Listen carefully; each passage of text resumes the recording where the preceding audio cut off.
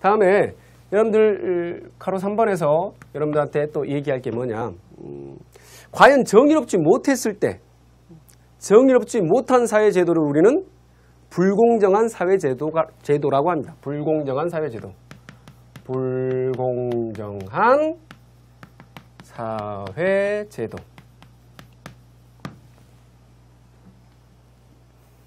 짐 크로우법이죠. 짐 크로우법. 기억나신가요? 짐 크로우법. 공공기관이나 어떤 공공시설에 있어서 흑인과 백인을 분리시켜서 이용하게 분리시키는 그런 어떤 제도였죠. 인종차별적인 사회제도. 대표적인 불공정한 사회제도죠. 노예제도. 19세기 유럽의 선거제도 마찬가지로 불공정한 사회제도였죠. 여자 제외시키고 외국인 제외시키고 노동자 제외시키고 그들만의 리그였죠. 이와 같이 불공정한 사회제도가 나오는 이유가 뭔가 그 이유에 대해서 여러분들 이야기하자면 인간 개개인들의 이기성, 개개인의 이기성, 개개인의 이기심. 그렇죠? 두 번째, 개개인들이 뭉치면 집단이 되죠. 집단의 이기심. 집단의 이기심.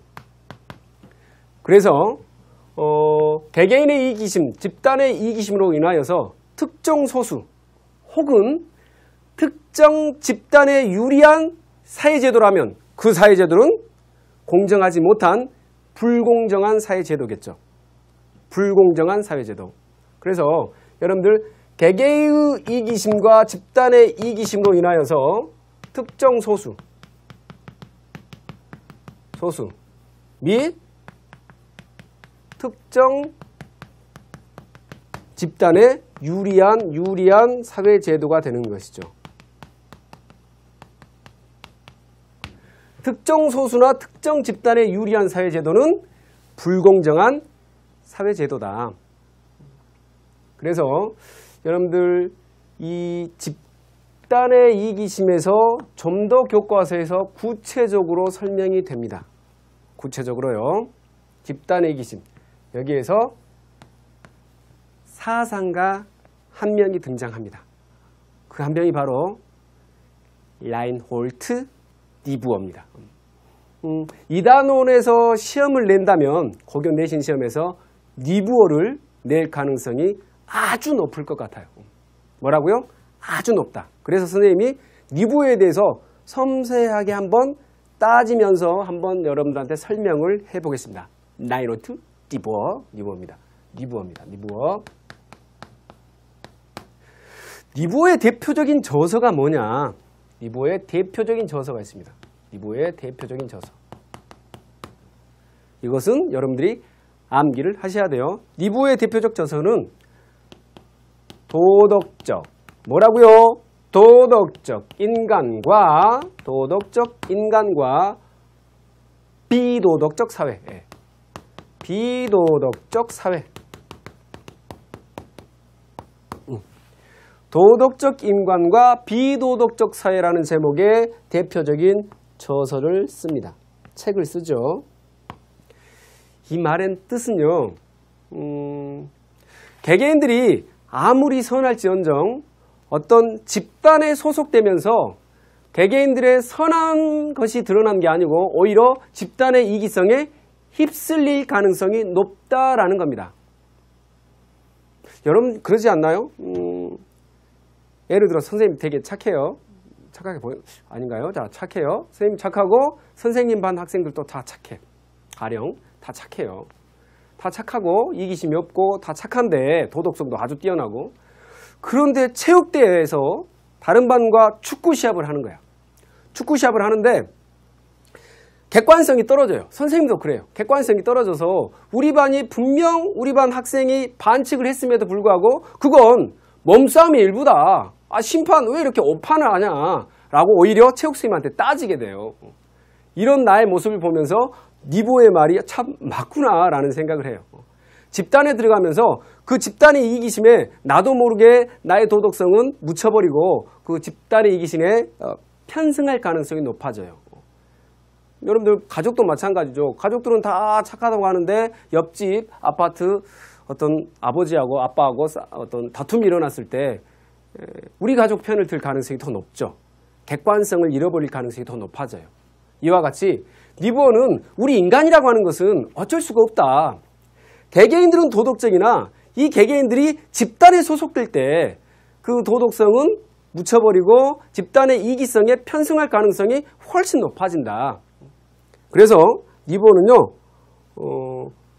집단의 도덕성은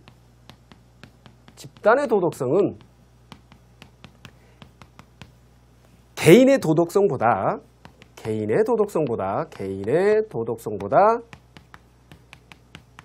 현저하게 떨어진다 그렇습니다. 현저하게 떨어진다. 부등호로 표시한다면 이렇게 하면 될까요? 집단의 도덕성은 개인의 도덕성보다 현저하게 떨어진다. 자, 여러분들 마지막으로 니부어에 대해서 여러분들 소개를 해드리겠습니다. 니부어, 라인홀트 니부어입니다. 라인홀트 니부어는 아까 선생님이 말했지만 개인의 도덕성보다 사회의 도덕성이 현저하게 떨어지기 때문에 사회의 도덕성을 갖추기 위해서 고민을 한 철학자다, 사상가다라고 보시면 되고요. 그래서 니부어는 개인윤리적 관점과 사회윤리적 관점으로 공부를 해볼 필요가 있습니다. 개인윤리적 관점과 다음에 사회윤리적 관점이요. 사회윤리적 관점. 여러분들 개인윤리적 관점은요, 쉽게 선생님이 표현하자면 학교가 너무 지저분한 거야. 그래서 교장 교감 선생님이 이거 학교가 왜 이렇게 지저분하냐 라고 했을 때 선생님들이 학생 한 명 한 명이 휴지를 버리고 어떤 공공도덕성의 어떤 정신이 아주 부족하다, 개인의 양심의 문제이지 않냐 라고 얘기했을 때 그 선생님은 개인윤리적 관점으로 얘기한 겁니다. 다시 말해서 어떤 문제를 누구한테 돌리냐, 개개인한테 돌리는 겁니다. 사회적 문제를 개개인한테 돌린 것이죠. 그렇다면 여러분 어떠죠? 해결 방법은 어떻게 찾겠어요? 그렇죠. 개개인들이 도덕성을 회복하면 땡이다. 개개인들의 양심을 회복하면 된다. 개개인의 도덕성 회복으로 찾겠죠. 이해되시죠? 그런데 니부어는 사회윤리적 관점이 없으면 사회가 진정 도덕성을 되찾기는 현실적으로 힘들다. 왜요? 집단의 이기성 때문에.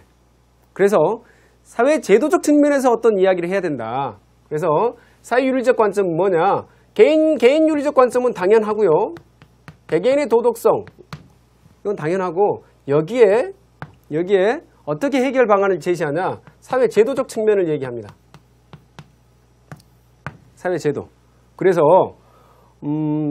어떤 문제가 일어났을 때 개개인의 문제뿐만 아니라 사회 제도적인 문제가 있다. 사회 제도적인 문제가 있다.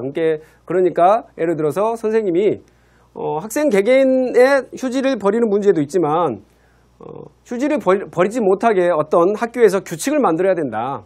그리고 학교의 구조 속에서 쓰레기통이 너무 없더라. 각 층에 쓰레기통을 몇 개를 이렇게 설치를 해주는 게 그게 맞지 않겠냐라는 식으로 어떤 사회 시스템의 이야기를 해주는 것이죠. 이걸 바로 우리는 사회 윤리적 관점이라고 합니다. 라인홀트 니부어는 사회 윤리적 관점으로 개인 윤리적 측면뿐만 아니라 사회적 제도에서 어떤 제도를 마련하든지 어떤 제도를 수정하든지 다음에 어떤 제도를 개선하든지 이와 같은 이야기를 하지요. 선생님이 생각했을 때 이 단원에서 참 중요한 사상가는 바로 니부어며 관련된 문제는 분명히 많이 나올 거라고 생각이 듭니다.